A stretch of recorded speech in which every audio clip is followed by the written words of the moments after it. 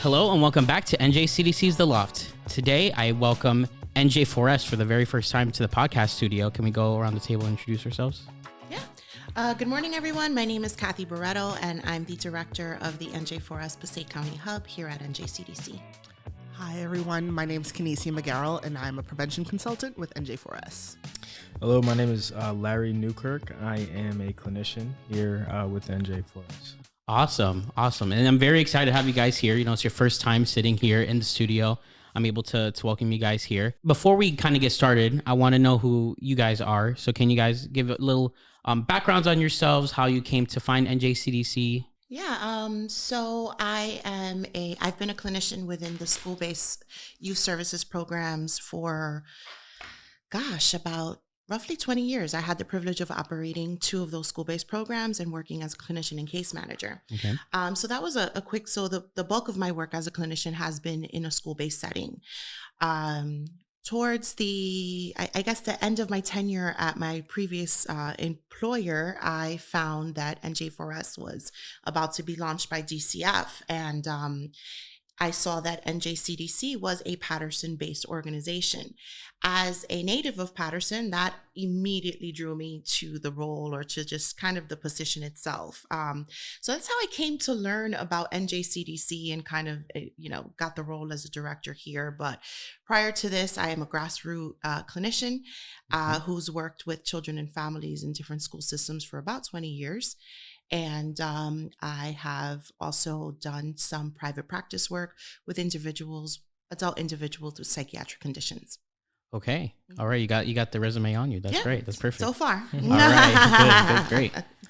Yeah, so I actually come from not a very similar background to a lot of the folks that we work with. I started off actually wanting to be in nursing. Oh, okay. And then ended up somehow in education. I went abroad to China and I worked as a teacher, and then I did college counseling for high school students. And I realized that I really loved working with kids. But then when I came home, started to really feel really passionate about public health as well, and did community health work in Patterson. And so when I left that role, I was still sort of kind of figuring out things. And then I came across this position, love working in Patterson, love the culture, love the people, love the food. So I felt like this was something that would be perfect for me with my experience with working with kids, but also like loving public health. So. Most definitely. That's great. Yeah. My journey's been, a little tumultuous, but originally went to Miami for grad school and engaged in a marriage and family therapy program there. Ended up coming back up here due to familial reasons, and I saw the position open as a prevention consultant, but also that they had clinicians on staff as well. Mm-hmm. And working with youth has been something that's been really important to me, and a part of my a significant part of my life's journey in various ways at various times through various means. Mentorship, tutelage, education has always been really important to me. So when I saw the position in addition to kind of like my experiences and my education, I thought it would be a perfect fit for me. And so... Most definitely. So the NJ4S program is relatively new. It's been here for I think 2 years, right? So can you explain to us, for those who are unfamiliar, what the NJ4S program is and who do you guys service? Yeah, so NJ4S stands for New Jersey Statewide Student Support Services Program. It's a mouthful. Mm-hmm. There's currently 15 hubs throughout the state of New Jersey operating currently. We're all doing amazing work. Each of our hubs are aligned with our Cork County vicinages. So Passaic County is vicinage number 11. Okay. And the goal of the NJ4S program is in essence to, mobilize prevention services and mental wellness services throughout all of the schools in our county. Interestingly enough, it started roughly a year and a half ago. Okay. At least my journey started roughly a year and a half ago. Okay. I was able to handpick our team, which is these are two of our, I call them, kind of our originals. All right. They started with us and really did kind of help that inaugural process, if you will. Mm-hmm. We offer prevention services throughout the entire county, all the way through from West Milford all the way down to Patterson, Passaic, Clifton. The beauty of having NJCDC as our managing agency is I think that our success as a hub can be attributed to the already existing work that NJCDC has already done within the Patterson community. So when we initially started our journey, we were able to leverage those services significantly. Almost definitely. And I believe that that is what kind of helped us to kind of catapult us into being able to plant seeds in, I mean, over thousands of students and families throughout the county. In addition to helping kind of spread awareness of NJCDC throughout the county has been interesting as well. NJ4S programs in general are in addition to the already existing landscape of prevention services, and I think it's important to understand that we are not, the first to kind of come up with this model. NJ4S is a DCF response to the mental health crisis that happened post-COVID, and we are able to go into kind of formulate these relationships with these districts and provide evidence-based programs through our different EBPs that we offer. EBPs are evidence-based practices, Okay. Yeah. and through our through our clinical short-term solution-focused interventions. Okay, perfect. Yeah. I've been an NJCDC participant in various different programs since I was in high school.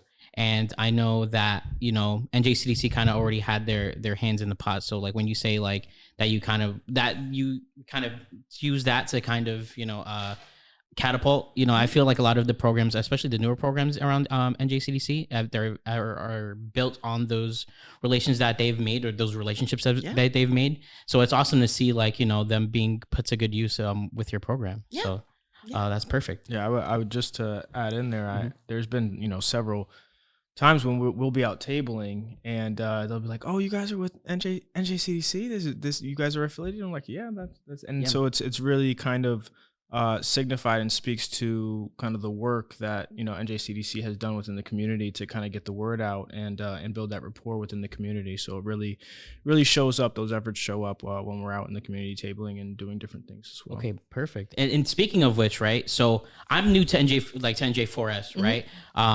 So can you guys go in depth a little bit on how like you deliver your services, right? And can you explain like how your model kind of works? So we have a tiered services. So we have tier 1, tier 2, tier 3. Okay. Our tier 1 services are from K through 12. Those are workshops where our prevention consultants go out and facilitate those workshops, assemblies, and those are, like I said, available to K through 12. And then for our tier 2 services, those are more group focused.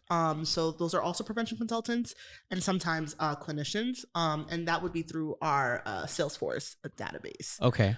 So that would be a whole referral process. Usually if it's a principal, a counselor, social worker, they'll fill out an application through Salesforce. And then that goes over to our scheduling coordinator or one of our supervisors. Okay. And that gets dispatched to whoever is assigned to that.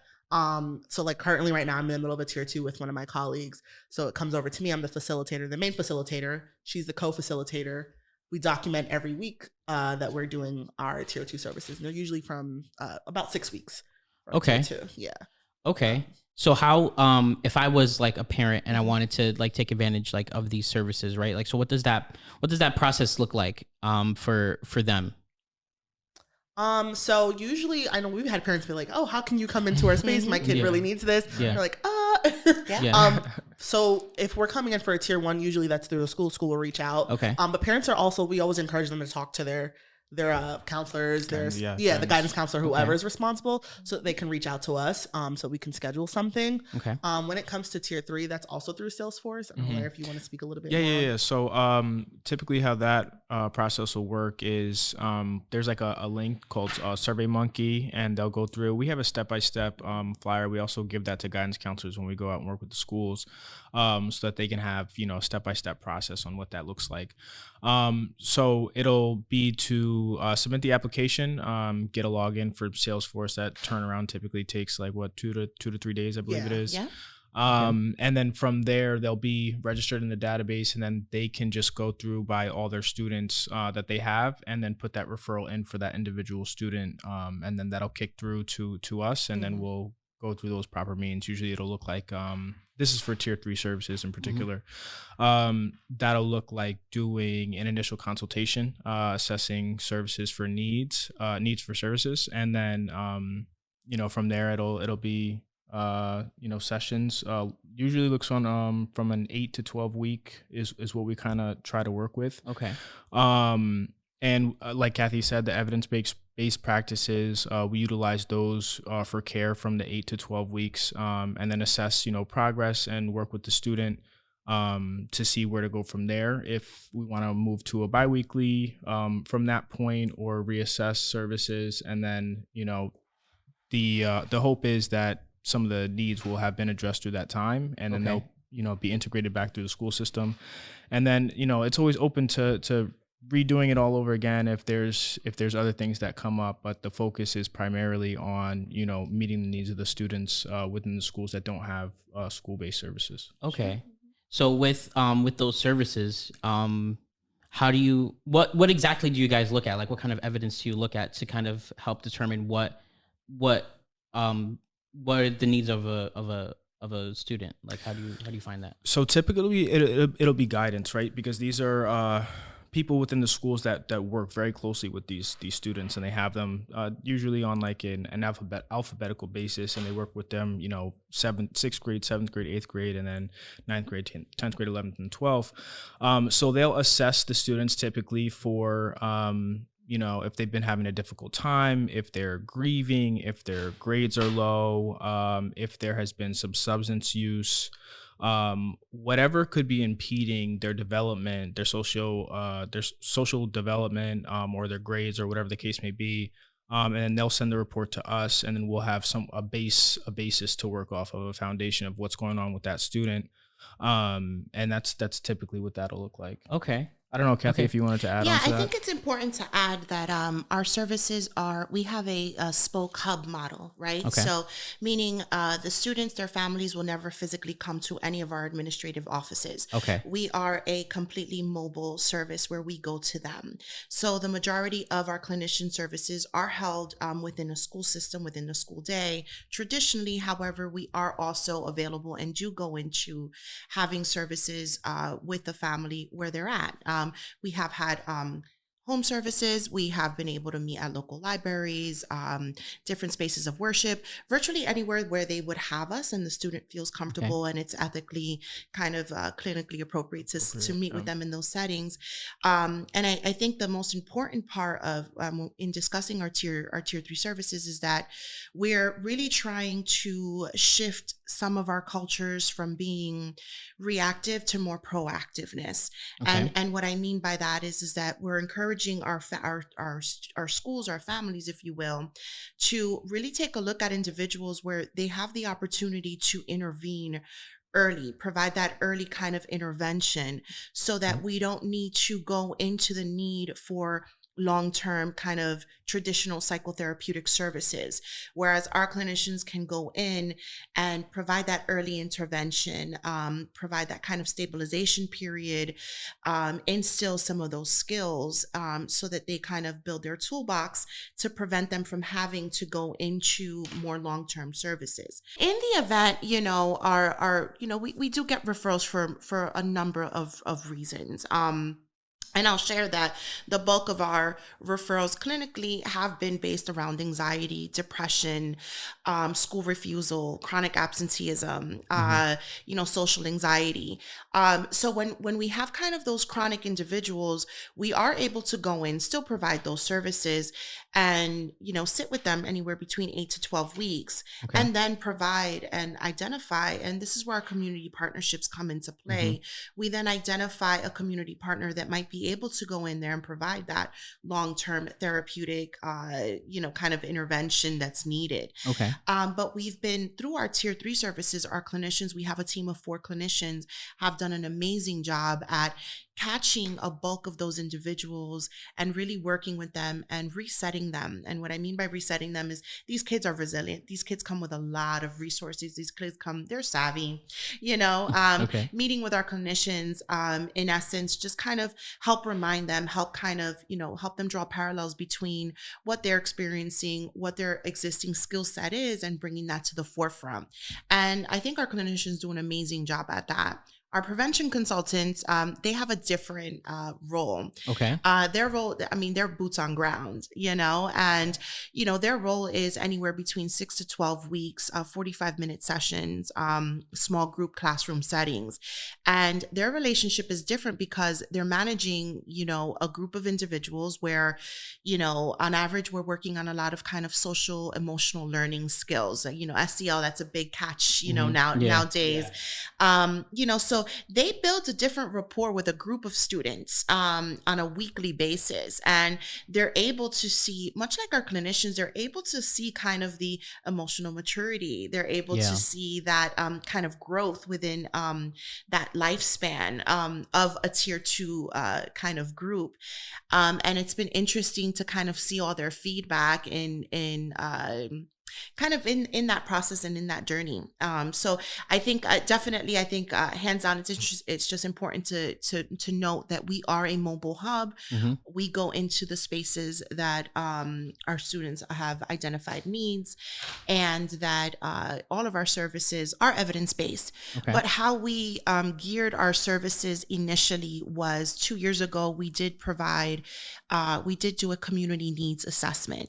And that needs assessment really helped guide our menu of services. Okay. So what that was is we came up with a survey. And it was, I can't remember how many questions was on that survey at this point anymore. And it was anywhere between 12 to 15 questions, I'm gonna say, where we encouraged different county superintendents, different school community, PTOs, parents, anyone who had a stake in our educational system to kind of answer some of these questions. And those questions provided us feedback. And that's where we were able to kind of sit down. I have a lot of innovative brains on my team, Danny. Okay. Mm-hmm. Okay. I do. I encourage a lot of unconventional conversations. I encourage them to really kind of dig deep and bring things that aren't so necessarily cookie cutter-ish, right? Yeah. And the needs assessment really did help prompt those conversations. And that's how we were able to formulate our menu of services. And our menu of services, like Kanesia mentioned, we have a tier 1, a tier 2, and a tier 3 menu of services. Exactly what it sounds like. Okay. It's a menu. Yeah. It has our different programs, our different workshops that we're offering.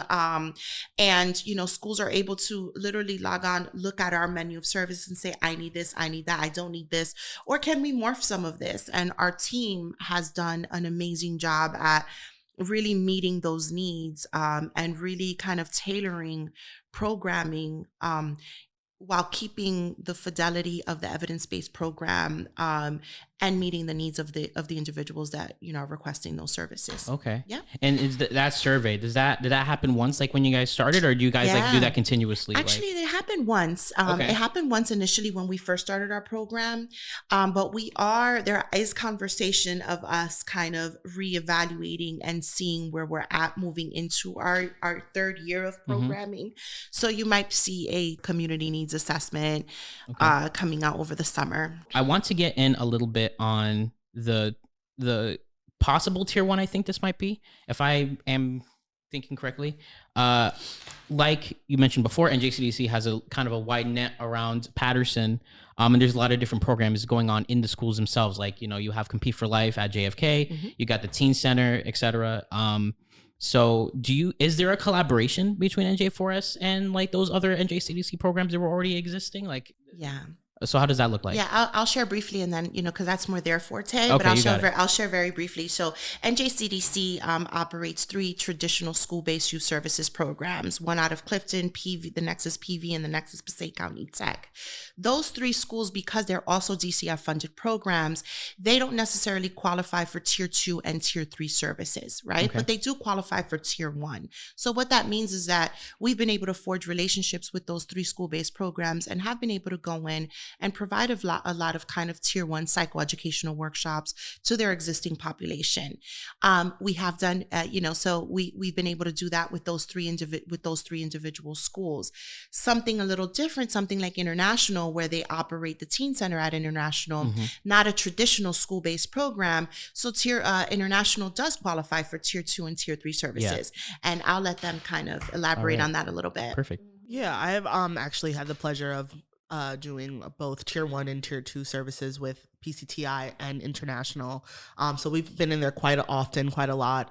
We've done workshops revolving around like emotional health, mental health wellness, things like that. So we go there after school, sit with a small group of kids. They're great, super engaged. Sometimes I'm like, you guys know more than we do. Come on up and run this workshop. And I've also had the pleasure of doing a tier 2 at International, like I said, Creative Connections tier 2, which was focused on art and grounding, coping mechanisms. And it was really well received. The kids were like, are you guys coming back? So we've definitely been in there quite a lot. Yeah, and you guys pretty much covered it all, but just to add on there, and when I've done, even the tier 1s, just a lot of participation. I know specifically one of the schools that I went to, I think it was Tech, because that's NJCDC.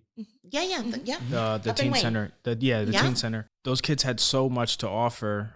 They were just really appreciative of our time being there, and had so much to offer to the conversation. I remember one of the tier 1s that we did over there was talking about communication, and there was times where they were talking about their stories, and things got a little emotional just with everything that they deal with on a daily basis, both at home in their personal lives, in their school lives. And so just facilitating the space for them to show up and have that opportunity to really speak what to their experience, and to hear from others and relating to that experience, and then to be able to provide the perspective and the psychoeducation from our perspective with them. It's really an amazing opportunity and experience for us. Most definitely. So I want to get into that a little bit, because you guys are mentioning these workshops you guys facilitate, and now you also have the workshops, the presentations, the sessions. So can you kind of explain, go more in depth on what those look like, and maybe an example of like a workshop that you guys done, and what, if you were to participate in this workshop, what it would kind of look like? Yeah, so funny enough, just this morning I was at Beatrice Gilmore. We did a workshop on culture. Shout out to BG. We did a workshop on cultural compassion, and that's one of my favorites to do, because the kids have the opportunity to share a little bit about their own backgrounds, and it's a moment where we're like, look around the room, we're all so different.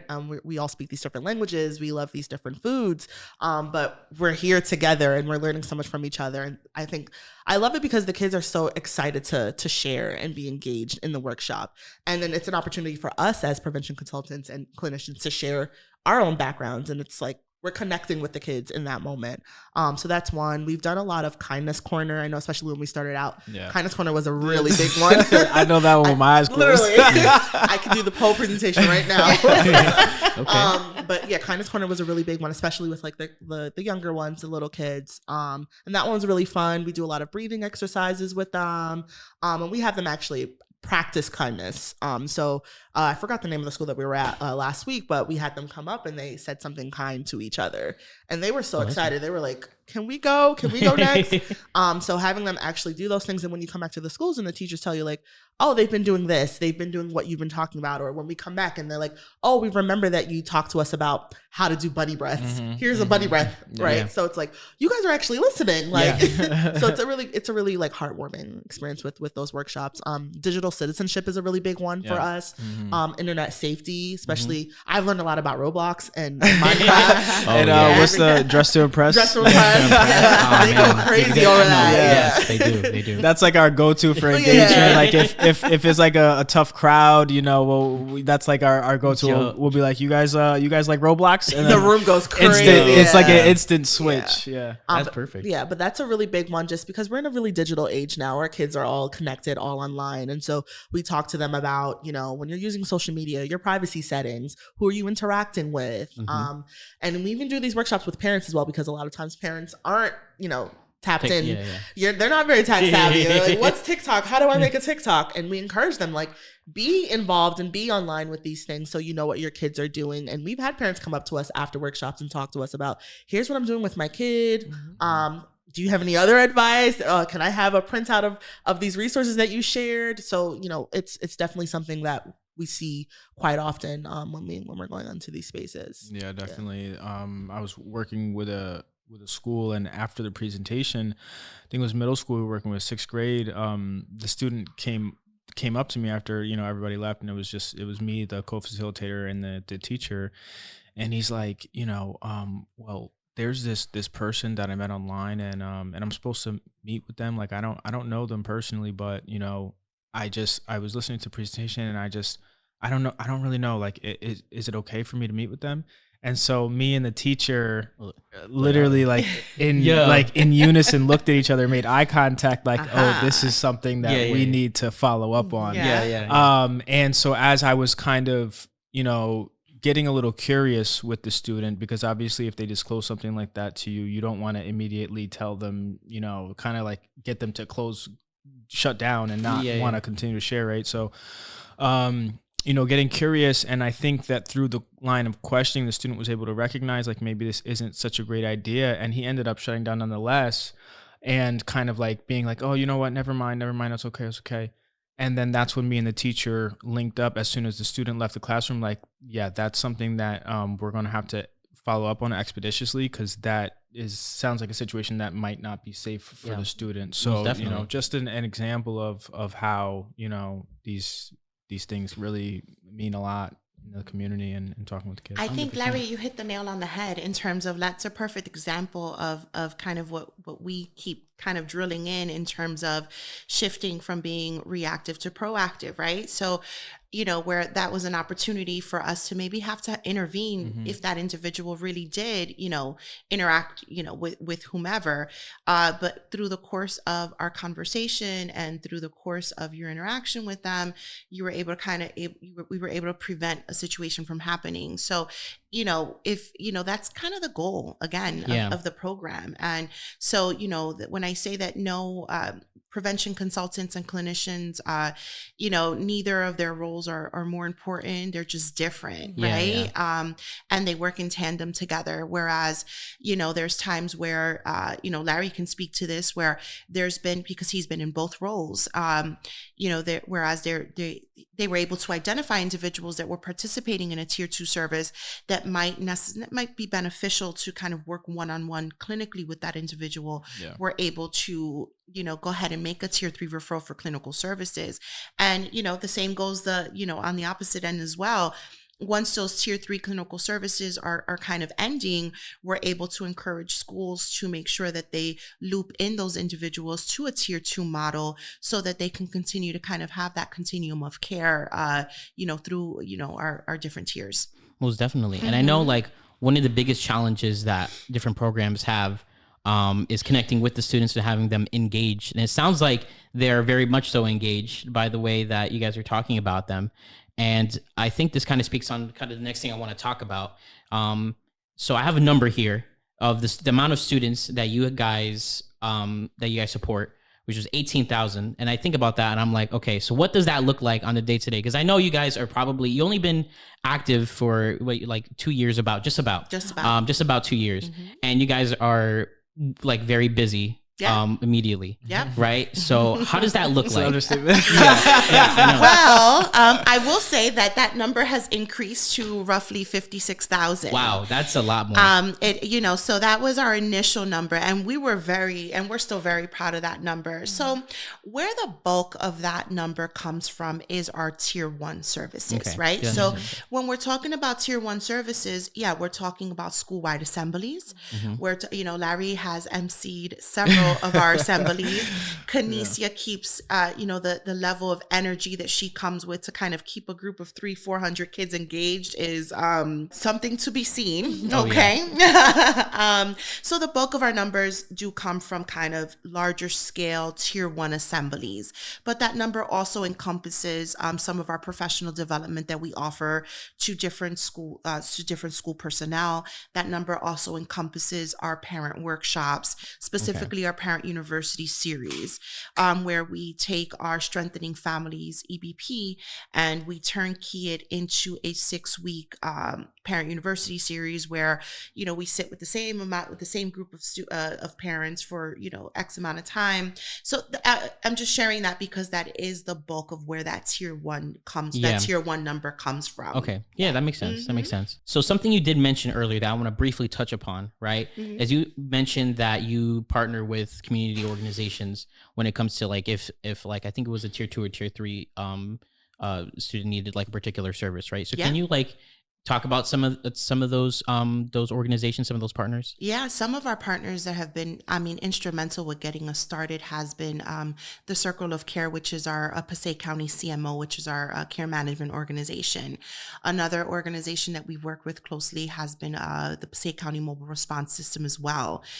Some of our internal partners that have been instrumental in kind of guiding some of our services is one of our partnerships through Partnership to End Addiction, which is a national organization that we here at the Passaic County Hub have partnered with, and they provide us with some support with staff training, and development. They also help us with a lot of our parent-related webinars. In terms of one of our other more recent partnerships has been Connect for Freedom. Connect for Freedom is an organization that brings awareness to human sex trafficking, which is a very important topic to bring to, to bring to light. It's a very sensitive topic. It's a very kind of taboo topic, if you will. However, we've partnered with them because we feel that it's important in our prevention measures to kind of carry on that conversation. But for example, something that we work with, in terms of like a tier 3, traditionally if one of our clinicians is ready to discharge, but have identified that individual needs a continuum of care towards with more intensive therapeutic services, is we use a lot of community providers. Gen Psych is one of them that we kind of refer out to. M&S is another one. These are all different community-based clinical providers that we formulated relationships with, that we're able to kind of do those kind of soft, those, what are we calling them? Warm transfers. Warm transfers too. One of the things that I think our clinical team really does kind of pride themselves in is they just don't discharge and say good luck. Yeah. That's not what they do. They come with their own set of training prior to joining our hub. But one of the specific trainings that we have offered our clinicians is trauma-informed cognitive behavioral therapy. Whereas all of our clinicians have been able to be certified in that module. And because of that, I feel that it's increased their skill set to the point where they take it more, take kind of their discharges more seriously. I wouldn't say that, but they really do pride themselves in holding on to those individuals for as long as we could until there's something in place, so that they're not falling through the cracks. And, although I get on them like, guys, it's time to discharge. We got to discharge. We have a waiting list. Our Salesforce numbers are through the roof. We have to find a different way. They really do find a way to make sure that we connect those individuals to a continuum of services, while maintaining, while just maintaining their entire caseloads in general. If that makes sense, Larry. Yeah, definitely. Yeah. Trying to find that blend really of balancing like the most efficacy like through the weeks that we work with them, in addition to also finding them a fit, right? So in working with them, I'm noticing like, you really you build a bond with these students, and you talk about a lot of things that you really want to make sure that they are put in the best possible chance to succeed going forward from the time that you're working with them.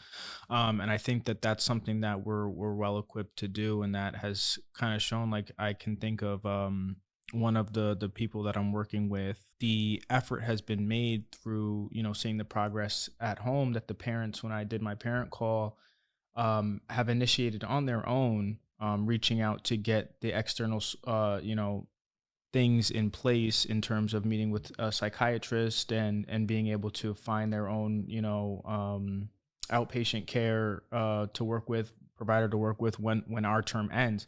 So there's a proactivity on the parents' end in preparing, even from the parents, understanding that, wow, I can see the benefits that this is doing, and where I might previously not have believed in, mental health to a specific degree, which is actually something that we deal with a lot in the community. That there's that proactivity from the parents to get things in place because they see the benefits that it's providing for them at home. That's perfect. So like, what do you think? Well, I guess it could be open for all, but what do you think is like the greatest need you guys have found within like the community? Oh, that's such a loaded question. That is, I'll share a couple of needs. Okay. And one of them is, the increased level of anxiety, point blank period, is significant, Danny. As a practitioner, just in the past couple, just in the past few years, I've been able to witness and observe the kind of the intensity of anxiety going up, and it's not, I was hoping that it'll kind of at some point. It's not, it's just increasing. And I feel like that could be due. I mean, we can have a whole full blown conversation on the side, it's due to, lack of, interaction. It's due to, social anxiety. It's due to school refusal. It's due to, our kids' inability to communicate in person anymore. Social media, so on and so forth. We can go on a whole bandwagon. Short-term gratification. Completely. But anxiety is definitely one of them. Depression is definitely another. Self-esteem has always been something that, traditionally has always been kind of an adversity to the teenage population, if you will. But more so now because of social media, kind of the images, the expectations, the unrealistic expectations that, media is kind of trying to impose on our youth. We've seen a lot of that. And, Larry touched on something really important, and that's kind of the cultural buy-in of therapy and of our services. Traditionally, some cultures don't necessarily have the understanding of, it being, something that's, beneficial, or something that is able to really provide, concrete interventions clinically, right? But then our prevention consultants come in and provide parent workshops to kind of increase that knowledge of kind of the, kind of tackle that cultural competency component to really highlight the importance of, clinical intervention, mental wellness, so on and so forth. So it just kind of speaks to how well our NJ4S program has been, I guess kind of modeled to have all of the services kind of supplement each other. You know? Yeah, definitely. Yeah, and even kind of following up on what Kathy was saying with our parent workshops, we've, seen parents have these really honest conversations about what you're saying. Like, hey, I come from this culture and background where this is not something that we typically do. These aren't conversations that we typically have, but I'm wanting to change because I want better for myself and my kids. So we've definitely seen that a lot. And one thing that I also want to add on to that is that we also provide our workshops in Spanish as well. Oh, wow. So Okay. because we're in Passaic County ultimately, right? So it's really important to be able, if we're going to be reaching everyone, we want to make sure that people are receiving the information too, in the language that they speak. Okay. Yeah, I would say from working as both a clinician and a prevention consultant at times, what I've seen personally is one of our evidence-based practices that we work with is CBT, cognitive behavioral therapy, and within that framework, there is a focus on cognitive distortions. And I noticed that a lot with our students, even though they're young, they deal a lot with, due to kind of some of the things that Kathy was saying with social media and expectations and things like that. Just like the way that they are being socialized to encounter problems, right? There's like a catastrophizing that happens where it's like the end of the world if, I get a B minus when, you know, my expectation for myself was a B plus, right? And just like, oh my God, now I'm never going to go to college. I'm never going to get married. I'm never going to have a family. And it's just like, whoa, let's slow down. Yeah. And it's justified, right? Because there's a lot of expectations that, you know, that we put on our kids, nowadays. And, I'm noticing, like, you know, with the influencers and social media and stuff like that, like it's kind of warping the view when these kids are at a very developmentally sensitive age where, you know, they're absorbing things, right? Bang, bang, bang, bang, bang, everything's happening. And it's like, oh, so, you know, for example, I have one kid who highly is influenced by I don't know about, well, David Goggins is a certain influencer. And so it's kind of warped this individual student's view on you know, what it is to be a kid. And so it's like it's causing issues because it's like he's having a difficult time just being a kid. Yeah.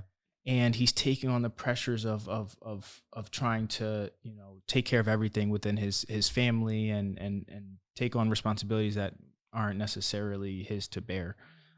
So that's, you know, just an example of how influencers, you know, we as adults, you know, we've kind of formulated our opinions one way or the other. And so when we see the influencers, we're like, yeah, okay. Right. Yeah. But our kids are easily influenced. So, you know, that's one of the things that I've noticed. One of the just to kind of piggyback off of what Larry just said, you know, parentification is something that we see a lot of, and it's one of those you know, expectation, I guess, realistic expectations, you know, what is the role of a parent versus a child? What's every family looks different. You know, so that's something that we definitely are continuously seeing, all over, you know, all over the county. You know, Passaic County in general is a very diverse county. You know, it's socioeconomically diverse, it's racially diverse. I mean, we have a little bit of everything. You know, whereas we have a very urban setting down county with Passaic, you know, Passaic and Patterson, you know, all the way up county, West Milford, Ringwood. You know, it's a very different dynamic. But we're seeing cross board countywide that the level of anxiety still exists, the level of depression still exists, the level of kind of unrealistic expectations is something that's universal throughout the county, if you will. So those are definitely our larger scale, I guess obstacles that we're continuously seeing. Okay. So you guys have already shared a bunch of anecdotes, right, of what's going on in your programs, but is there a particular anecdote that comes to mind that reminds you of the impact that you guys are having with these students? There's so many. Yeah, I know. You guys have already given so many. So there's one particular student that I've been working with for a little while now, and when this student, I'm trying to figure out how to, you know, make sure I'm abiding by the sure HIPAA. Yes. So like if you hear my pauses, like that's me kind of reworking the story in my head. To write. So I have a student in particular who really struggled with self-harm and wanting to stop all the thoughts that they've been having. And when I first started working with the student, it was like, oh, you know, I can think of exactly how to help this student. But as we started working, I'm starting to see the nuances of this particular student. And so, you know, I'm going back to, in between our sessions, I'm going back to the office and seeing what I can find to really help this student in particular. So after about 2 to 3 sessions, she's like, I don't know what happened, but I started to implement some of these things, and it's just like I'm not in the same space that I was at anymore. And so when she was talking about, you know, her experiences and some of the things that have been plaguing her this entire time, to hear the life that she is now, even just after a short, you know, 3 weeks, the life that the quality of life that she's having, right, in you know, the particulars of her life, but you know, she's just showing so much improvement just in a short span that it really reinforces the work that we're doing. And I'm sure Kinesia can speak to that as well.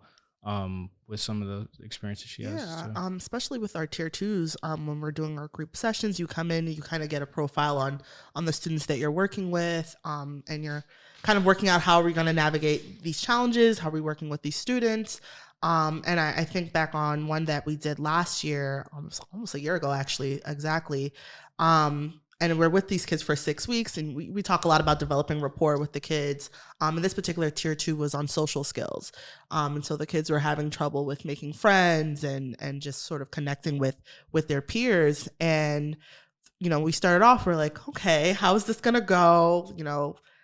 We have our work cut out for us with this. And then as we're going through, we start to see them come together, and they're looking out for each other.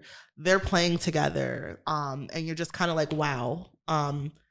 It almost feels like, well, did we do anything? Right. But it's really touching. And then to hear feedback, after you've already, closed your tier 2, and hear that, like, I believe two of the kids, they went on a trip together, and they sat with each other, and they were looking out for each other the entire trip.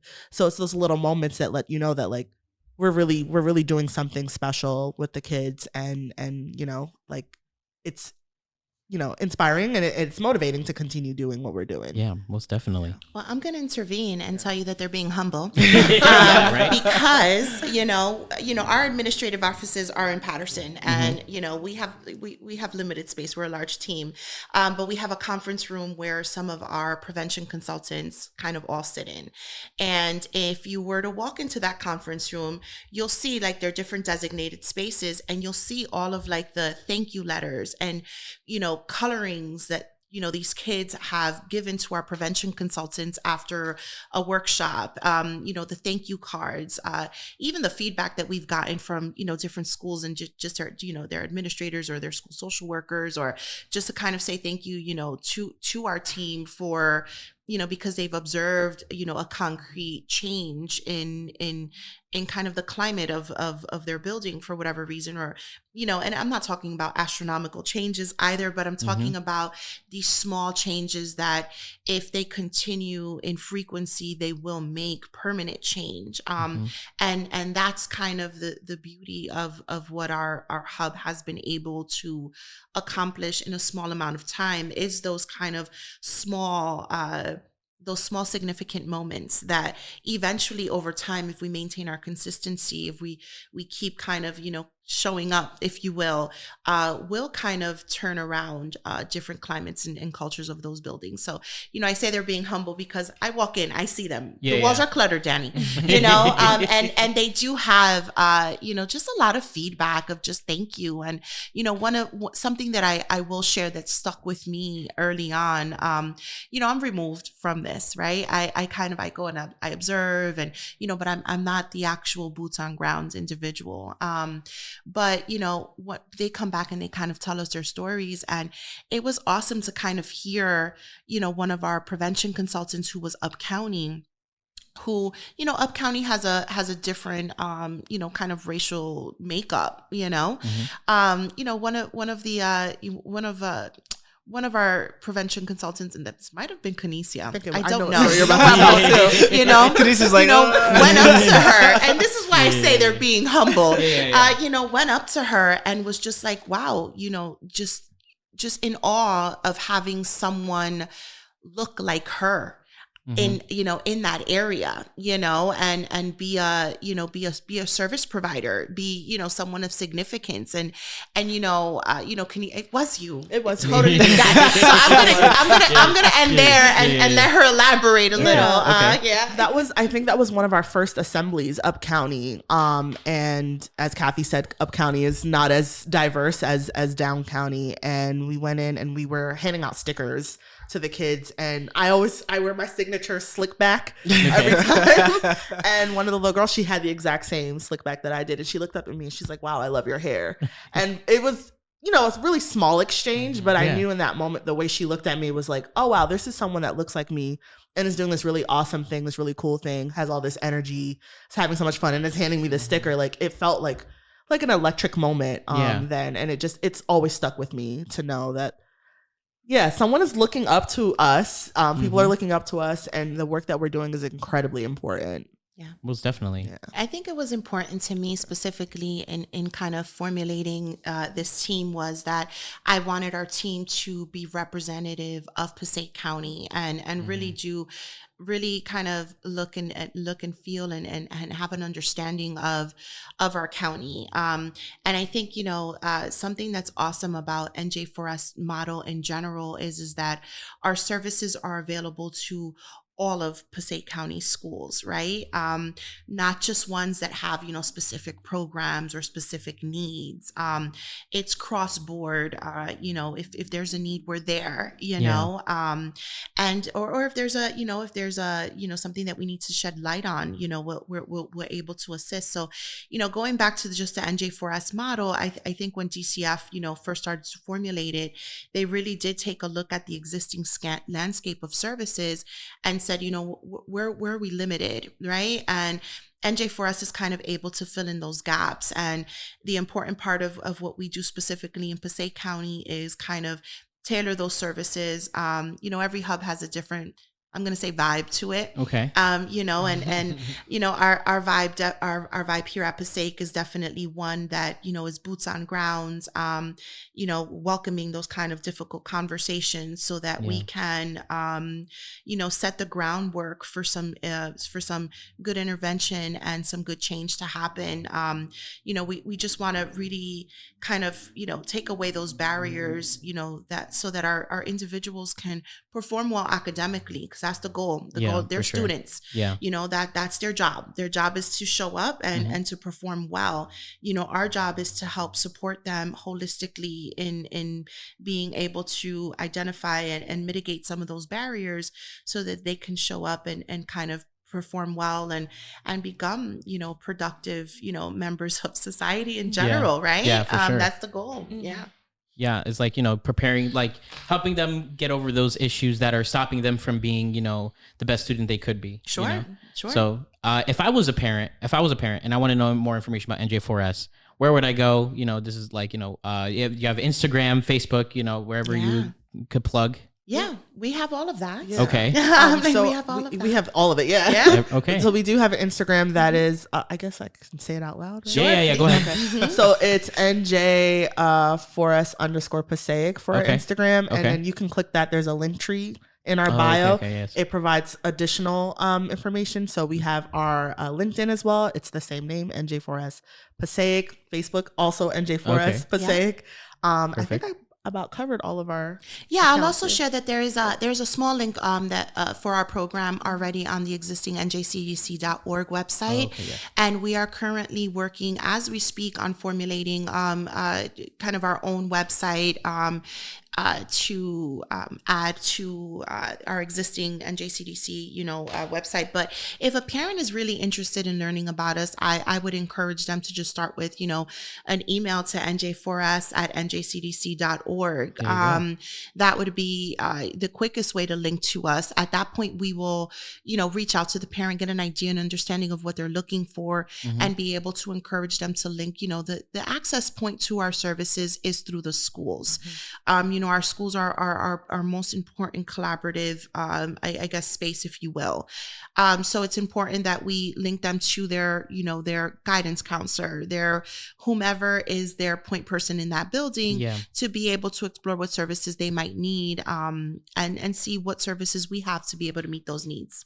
Perfect. And of course, like, I'll provide links to like in the description of the episode. So, thank you. Well, I want to thank you guys for coming. It's awesome hearing all the great stories you guys have been sharing, and I'm excited to hopefully have you guys back once again. So thank you so much. Awesome. Thank you for having us. Of course. Yeah. Thank you so much.